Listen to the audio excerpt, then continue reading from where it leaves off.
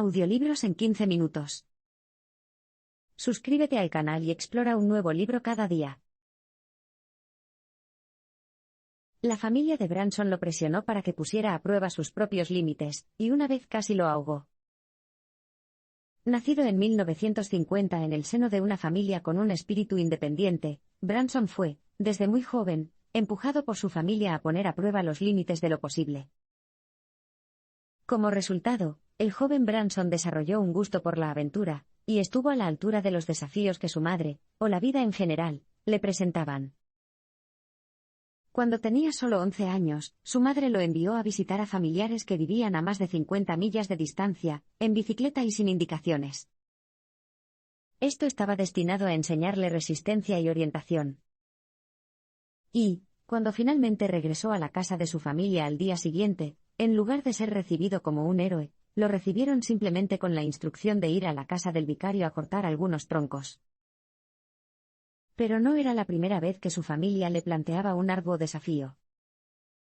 Durante 15 días de vacaciones familiares en Devon, cuando Branson tenía solo 4 años, su tía le apostó 10 chelines a que no podría aprender a nadar al final de sus vacaciones. A la altura del desafío, pasó horas y horas en el mar. Desafortunadamente, cuando llegó el último día, todavía no podía mantenerse en la cima de las olas. Pero, para él, esto estaba lejos de ser el final del asunto.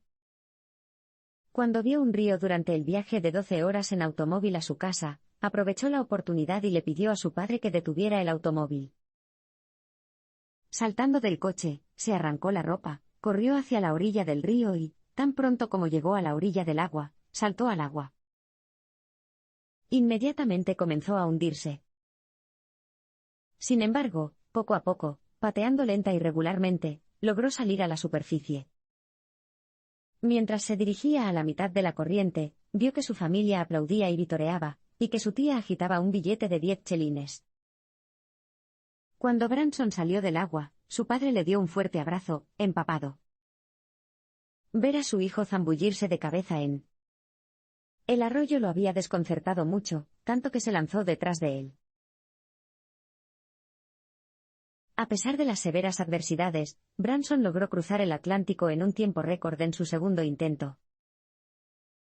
En 1984, Ted Toleman buscaba un patrocinador para cubrir el coste de un catamarán que estaba construyendo para cruzar el Océano Atlántico a una velocidad récord, y recuperar el trofeo Blue Ribbon para Gran Bretaña. Branson quería patrocinarlo y se dio cuenta de que participar en una travesía del Atlántico récord mundial serviría para atraer la atención sobre su aerolínea transatlántica. Con el regatista que da la vuelta al mundo Chai Blitt ya en el equipo, Toleman y Branson partieron en Nueva York, y partieron hacia Inglaterra para batir el récord actual, que se había establecido en 3 días, 10 horas y 40 minutos. Pero después de 3 días en el mar y con solo 60 millas por recorrer, fueron azotados por una tormenta que rompió el casco del catamarán y provocó el hundimiento del Virgin Challenger. La tripulación se retiró a una balsa salvavidas y, finalmente, fue rescatada por un crucero. Sorprendentemente, fue en este barco donde Branson también vio por primera vez a su hijo recién nacido. Uno de los pasajeros tenía una copia del Evening Standard que cubría el nacimiento del bebé del multimillonario. Decididos a ganar el Blue Ribbon, Chai y Branson decidieron que deberían construir un barco de casco único en lugar de un catamarán. Se convirtió en el Virgin Atlantic Challenger 2, que salió de Nueva York en 1986 en un segundo intento por conseguir el trofeo. Sin embargo, se produjo otro percance cuando los filtros de la bomba de combustible se obstruyeron y ahogaron el motor. Además, tendrían que ser reemplazados cada 2 horas. Debido a este revés, no había ninguna posibilidad de que llegaran a Inglaterra a tiempo para batir el récord mundial actual. Tan astuto como siempre, Branson contactó con Downing Street y habló con las personas adecuadas, luego se permitió que un avión de la RAF cogiera nuevos filtros y los colocara a bordo. Con los nuevos filtros, pudieron mantener los motores en marcha y terminar su viaje en 3 días, 8 horas y 31 minutos, estableciendo el nuevo récord mundial de viaje de 3.000 millas. Durante la guerra de Kuwait, Branson transportó suministros humanitarios a Jordania y, más tarde, rescató a rehenes británicos de Bagdad. En 1990, Saddam Hussein invadió Kuwait. Esto hizo que el mundo cayera en picado, y duplicó el precio del combustible de aviación, de 75 centavos a $1,50 el galón. Cuando Branson estaba a punto de llevar a sus hijos a la escuela, sonó su teléfono. Era la reina Noor de Jordania, a quien Branson había conocido y entablado amistad durante una de sus primeras aventuras. Más de 150.000 refugiados habían huido de Irak a Jordania, sin mantas ni suministro de agua. Y aunque la Cruz Roja estaba organizando la distribución de agua, el gobierno de Jordania seguía necesitando unas 100.000 mantas para evitar una catástrofe. Branson y su personal trataron de averiguar la logística necesaria para localizar, y luego enviar 100.000 mantas a Jordania. Al ponerse en contacto con la Cruz Roja, el Ministerio de Relaciones Exteriores y la Oficina de Desarrollo Exterior, pudieron reunir 30.000 mantas, y UNICEF les facilitará aún más. Además, Sainsbury's, cadena de supermercados británica, se ofreció a donar varias toneladas de arroz. En cuanto a cómo llevar estos suministros a Jordania, Branson y la tripulación decidieron quitar todos los asientos de un Boeing 747, y cargar el avión con más de 40.000 mantas, suministros médicos y toneladas de arroz. Además, cuando regresaban al Reino Unido, recogieron a ciudadanos británicos que estaban varados en Jordania. Sin embargo, todavía había varios ciudadanos británicos detenidos en Bagdad que ahora habían sido tomados como rehenes. Branson invocó su amistad con el rey de Jordania, esta vez para negociar un acuerdo con Saddam Hussein. A cambio de suministros médicos, Hussein debería liberar a todos los niños, mujeres y hombres enfermos. Así que, el 23 de octubre, Branson y una tripulación voluntaria de Virgin partieron hacia Bagdad, y entraron en el espacio aéreo más peligroso del mundo en un avión comercial. Llegaron sanos y salvos y se les permitió llevarse consigo a la mayoría de los rehenes. Sin embargo, se vieron obligados a dejar a los hombres en el aeropuerto, que quedó devastado solo unas semanas después. Cuando cruzó el Pacífico en globo aerostático, Branson se enfrentó a la falta de combustible, a la pérdida de su radio y a un incendio. Cruzar el Pacífico en globo aerostático era un desafío atractivo para Branson. Ya lo había intentado una vez, con Per Lindstrand en 1989, pero su globo se derrumbó justo antes del despegue. En enero de 1990, se reunieron en Japón para un segundo intento de cruzar el Pacífico, volando un globo aerostático hacia una corriente en chorro de 200 millas por hora. Su objetivo era llegar a California en 2 días, y así conseguir el récord mundial de velocidad más rápida, y de ser los primeros en cruzar el Pacífico en globo. 7 horas después del viaje, llegó el momento de dejar caer uno de los tanques de combustible vacíos para perder peso y volar más rápido. Sin embargo, debido a un fallo mecánico, dejaron caer no solo el tanque vacío, sino también 2 tanques de combustible llenos. Ahora tenían solo la mitad del combustible necesario para cruzar 6.000 millas. Por si eso no fuera lo suficientemente grave, perdieron el contacto con su centro de control, justo después de enterarse de una aterradora tormenta en las cercanías. No pudieron comunicar su ruta con el mundo exterior. Afortunadamente, lograron mantenerse en la corriente en chorro que los transportaba a 170 millas por hora. Desafortunadamente, una fuga de propano provocó que la cápsula se incendiara. Reaccionando rápidamente, Lindstrand y Branson elevaron el globo hasta 40.000 pies, donde la falta de oxígeno apagaría el fuego. Cuando se apagó el fuego, su radio comenzó a funcionar de nuevo, restableciendo el contacto con el centro de control. Sin embargo, lo que escucharon fueron malas noticias. La corriente en chorro había girado, y los arrastraría de vuelta a Japón a menos que bajaran a 18.000 pies, donde otro arroyo se dirigía hacia el norte, hacia el Ártico. Después de casi 48 horas, aterrizaron en Canadá, a 3.000 millas de su destino original, después de haber volado su globo más lejos. Y a una velocidad promedio más rápida que nadie. British Airways recurrió a trucos sucios para competir con Virgin Airways, pero al final tuvo que llegar a un acuerdo y pedir disculpas. En la década de 1990, Branson disfrutaba de un éxito sin igual, pero su éxito en la industria de la aviación no fue muy apreciado por British Airways, la aerolínea británica tradicional, que inició varias campañas para ponerlo en quiebra. Incluso habían formado un equipo cuyo único propósito era socavar a Branson & Co. No solo contactó con los clientes de Virgin, ofreciéndoles vuelos más baratos, y alegando que los vuelos de Virgin estaban sobrevendidos o cancelados, sino que también hackeó la base de datos de Virgin para acceder a la información de sus reservas. Además, contrataron a varios detectives privados y representantes de relaciones públicas para investigar a Branson, su familia y su empresa, con el fin de desacreditar su imagen. Por ejemplo, después de ver un documental de televisión sobre la disputa entre BA y Virgin, una clienta de Virgin contactó con la oficina de Branson e informó que había recibido varias llamadas de personas que decían trabajar para Virgin.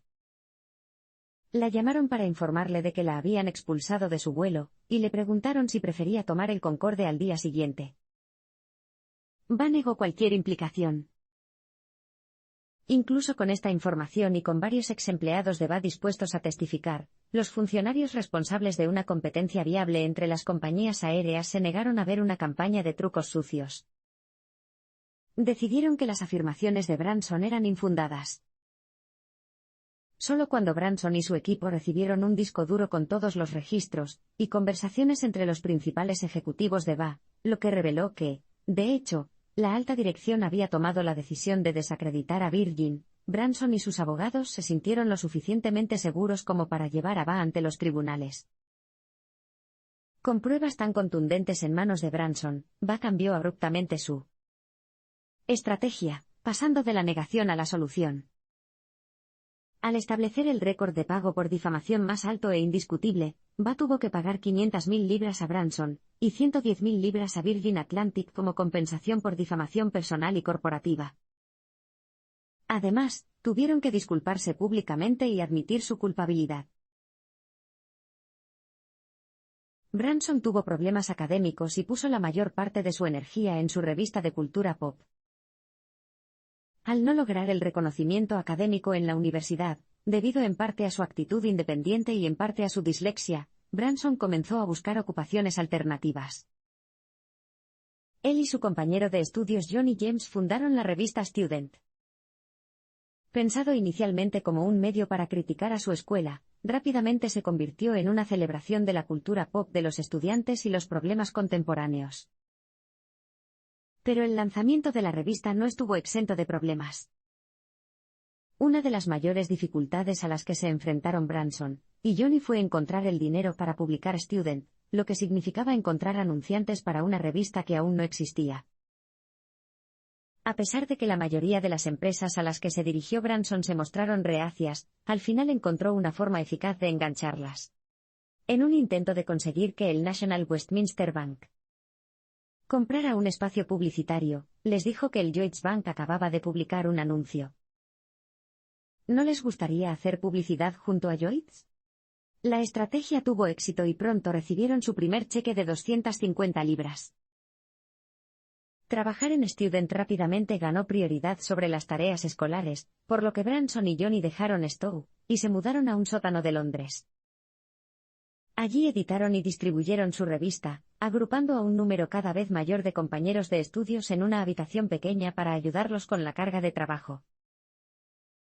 A pesar de la dislexia de Branson, la raíz de su lucha académica, y la razón por la que sus calificaciones solían ser las más bajas de la clase, dedicaba más tiempo y esfuerzo a editar y escribir artículos para la revista que a cualquiera de sus cursos.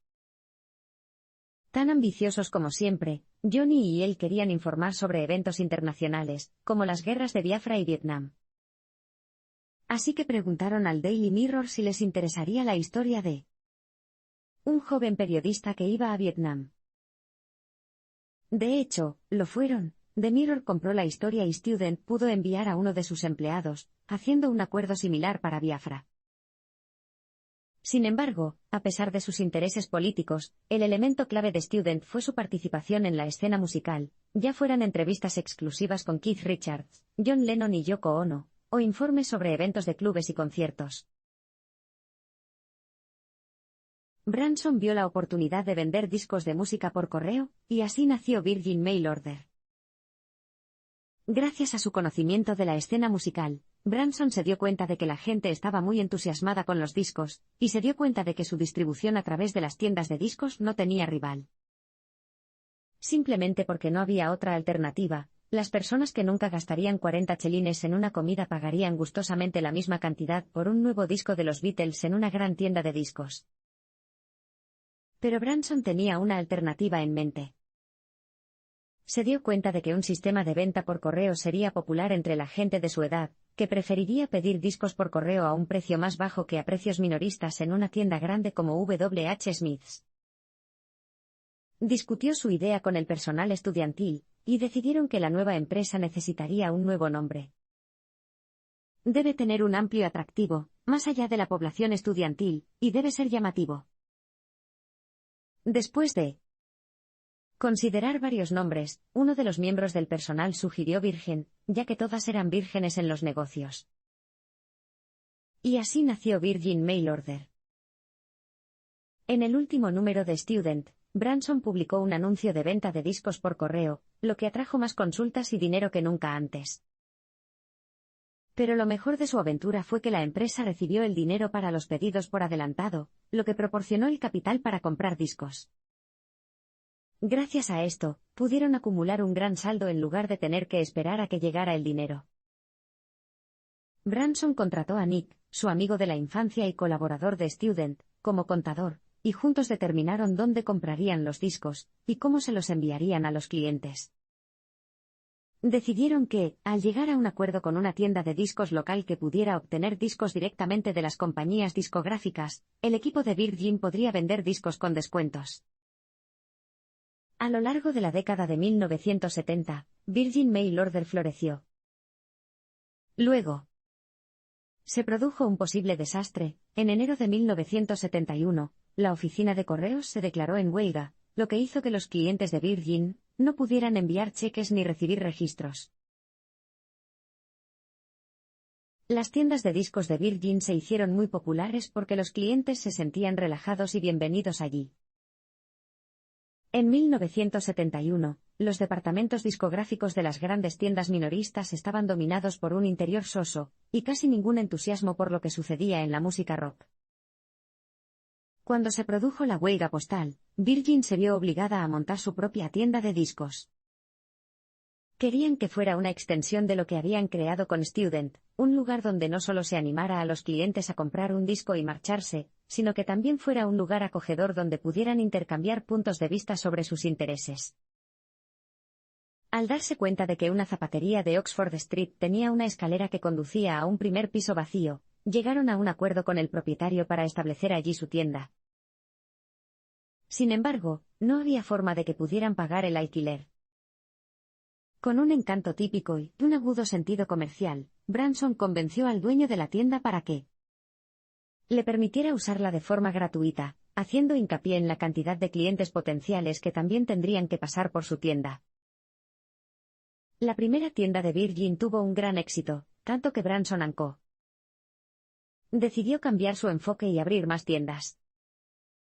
Mientras tanto, mantendrían el pedido por correo intacto, listo para reanudar el negocio tan pronto como terminara la huelga postal. Para la Navidad de 1972, Virgin se había expandido a 14 tiendas de discos en toda Inglaterra. Su concepto de estilo de vida tuvo tanto éxito que el equilibrio entre mantener el ambiente que deseaban y mantenerlo rentable se inclinó hacia lo primero. En otras palabras, sus tiendas estaban abarrotadas, pero en realidad nadie compraba nada. Su ambiente era tan relajado que las tiendas Virgin se habían convertido en un lugar para pasar el rato. Para corregir esta situación, instalaron luces más brillantes y acercaron los mostradores y la caja registradora a la ventana para informar a la gente de que estaban entrando en una tienda, no en un club.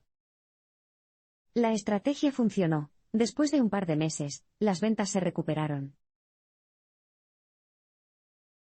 Virgin amplió su posición en la industria de la música al fundar un estudio y un sello discográfico. Pronto, Branson descubrió que se podían obtener ganancias aún mayores al administrar un estudio de grabación y un sello discográfico. También se dio cuenta de que la mayoría de los estudios hacían negocios de una manera muy formal. Operaban con franjas horarias estrictamente determinadas, habitaciones con exceso de reservas y pocos instrumentos musicales. Esa formalidad era demasiado estricta para la salvaje y animada cultura pop y rock que había comenzado en la década de 1960.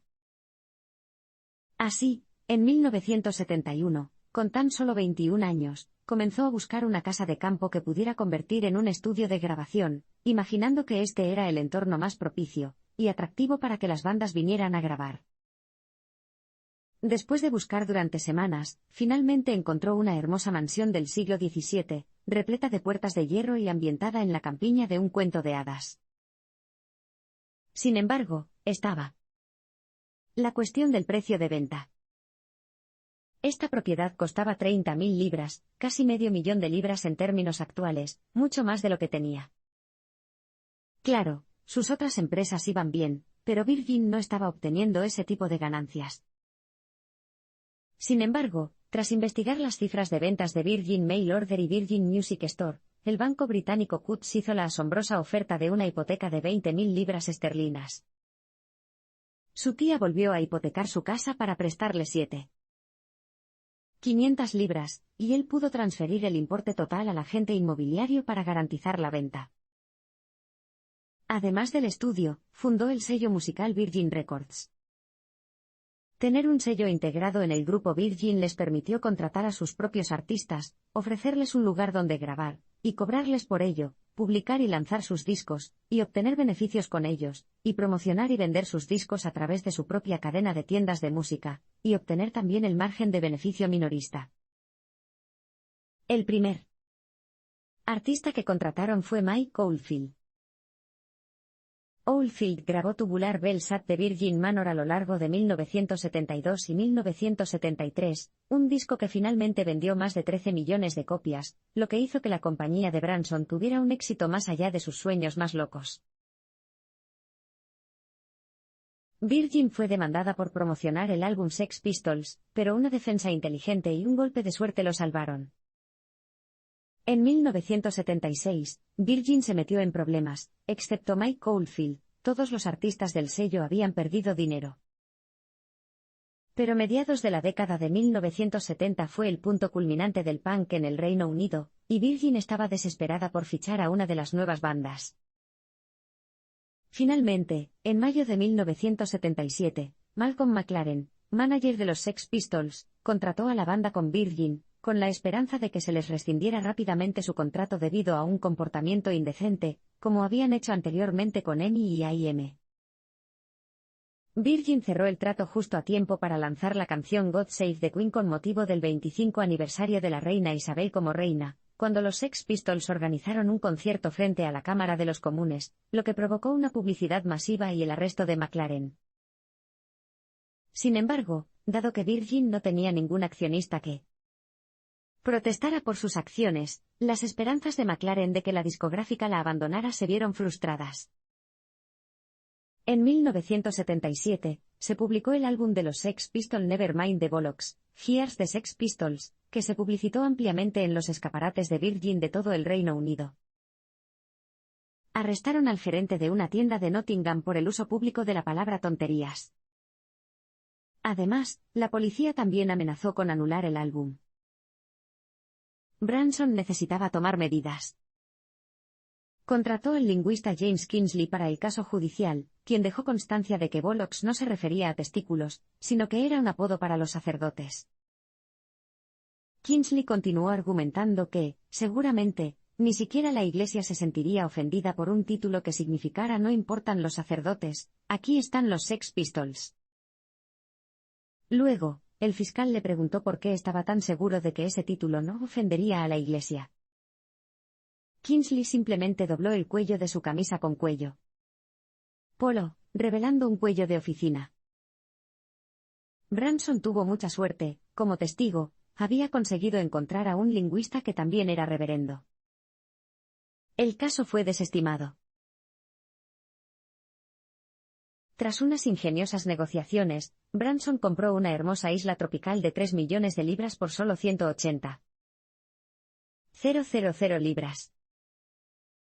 En 1978, Branson estaba en Nueva York, ya que quería estar cerca de Joan, su futura esposa, que estaba en proceso de separarse de su esposo en Nueva York. Una vez finalizado el divorcio, se le preguntó a Branson si había puesto a su empresa el nombre de las Islas Vírgenes. Aunque ese no fue el caso, ciertamente parecía la escapada perfecta para la pareja. Había oído que si uno expresaba un interés genuino en comprar una isla, un agente inmobiliario local lo alojaba en una villa, y le proporcionaba un helicóptero para volar por las islas. Así que contactó a un agente inmobiliario, y mencionó que estaba buscando un lugar para que los artistas de Virgin Music se relajaran y grabaran. Joan y Branson volaron a las islas, donde el agente los alojó y les mostró una de las islas más remotas y hermosas, la isla Necker. Aunque inicialmente no tenía intención de comprarlo, preguntó por el precio. Fueron la asombrosa cantidad de 3 millones de libras. Sin nada que perder, hizo una oferta de 150,000 libras, por lo que echaron a la pareja de la villa. De vuelta en Londres, se enteró de que el propietario de Necker Island, un señor británico, necesitaba hacer una venta rápida para financiar otro edificio, lo que le costaría 200,000 libras esterlinas. Así que Branson elevó su oferta a 175,000 libras y el acuerdo se liquidó, increíblemente, en 180,000 libras. Tras intentar conseguir unas vacaciones gratis, Branson terminó comprando una isla por una fracción del precio de venta. Pero la compra no fue el único resultado del viaje, fue en las Islas Vírgenes donde Branson estableció su siguiente empresa, Virgin Airways. Cuando se canceló su vuelo de regreso a Puerto Rico, simplemente alquiló un avión por $2,000 y, en una pizarra, escribió, Virgin Airways, $39 en un solo vuelo a Puerto Rico. La llegada de los CD, y el fichaje de artistas desconocidos pero prometedores hicieron que Virgin Records tuviera un gran éxito. Aunque haber firmado con los Sex Pistols, y varias bandas jóvenes de New Wave llevó a Virgin a un nuevo territorio musical, resultó estar lejos de ser rentable. En 1980, Virgin Music tenía una pérdida de 900,000 libras esterlinas. Aún así, Branson dio el visto bueno para seguir contratando a nuevos artistas, como Simple Minds, The Human League y Phil Collins, para gran consternación del director financiero, que vio que Virgin gastaba dinero que no tenía en artistas que aún no eran conocidos. El director financiero se fue y vendió su participación del 40% a Branson, lo que convirtió a Branson en propietario del 100% de una empresa que parecía estar muy cerca de quebrar. Sin embargo, lo que nadie esperaba era la popularidad del disco compacto. Debido a su éxito, la gente comenzó a comprar álbumes en CD, incluso los que ya tenían en vinilo. Virgin pudo revender su catálogo anterior en discos compactos, y el primer disco de Mike Oldfield, en particular, se vendió muy bien en CD, lo que restauró el saldo de caja de Virgin. Además, la confianza de Branson en su cazatalentos y asesor musical, Simon Draper, finalmente dio sus frutos, ya que casi todas las bandas que había contratado se vendieron muy bien. Por ejemplo, el tercer álbum de The Human League, There, llegó al número 1 en las listas británicas, vendiendo 1 millón de copias en Gran Bretaña y 3 millones en todo el mundo. Además, la lista de jóvenes artistas con los que Virgin había irrumpido en la industria, artistas que eran novatos a la hora de fichar, parecía infinita: Phil Collins, Boy George and the Culture Club, Simple Minds, XTC o Heaven 17 demostraron tener un éxito tremendo. Virgin se había convertido en el sello independiente indiscutible, con más dinero del que esperaban, un beneficio de 2 millones de libras, en 1982 con ventas de 50 millones de libras y un asombroso beneficio de 11 millones de libras en 1983. Entrar en el negocio de las aerolíneas casi llevó a Virgin a la quiebra, pero finalmente Branson hizo que Virgin Airways despegara. Tras jugar con el nombre de Virgin Airways a finales de los 70, Branson ya estaba entusiasmado con la idea de abrir una aerolínea. Así que en 1984, cuando un abogado estadounidense llamado Randolph Fields llamó para preguntarle si Branson estaría interesado en operar una aerolínea transatlántica, estaba preparado para el desafío. Su alta dirección se opuso a la idea, pero Branson se mantuvo firme y argumentó que si podían arrendar solo un avión durante un año, limitarían la cantidad de dinero que podrían perder, y podrían retirarse del proyecto si no tuviera éxito. Tras 2 meses de duras negociaciones, Boeing finalmente accedió a arrendar a Branson un jumbo durante un año. Sin embargo, había que obtener permisos de vuelo, fijar franjas horarias, crear anuncios e instalar un sistema de venta de billetes. Para obtener el permiso, se tuvo que realizar un vuelo de prueba con un oficial a bordo. Fue en ese vuelo de prueba cuando el avión, que no estaba asegurado por carecer de licencia, chocó contra una bandada de pájaros. Como resultado, uno de los motores explotó y se interrumpió el vuelo de prueba. Una vez más, Branson estaba en problemas. El primer vuelo comercial debía realizarse dentro de 2 días, pero aún necesitaba una licencia y un motor, lo que le costó 600.000 libras esterlinas. Tras instalar el nuevo motor, obtener la licencia y emprender el viaje inaugural de Virgin, Branson se dio cuenta de que las 600.000 libras esterlinas habían superado el sobregiro de 3 millones de libras de Virgin, que el banco no quiso prorrogar. Virgin estaba al borde de la insolvencia. Para escapar de este destino, Branson recaudó la mayor cantidad de dinero posible de sus tiendas en el extranjero. Fue suficiente para mantener a Virgin Airways en funcionamiento, y la aerolínea pronto se convirtió en legítima y exitosa, bajo el liderazgo de Branson, que acababa de cumplir 33 años.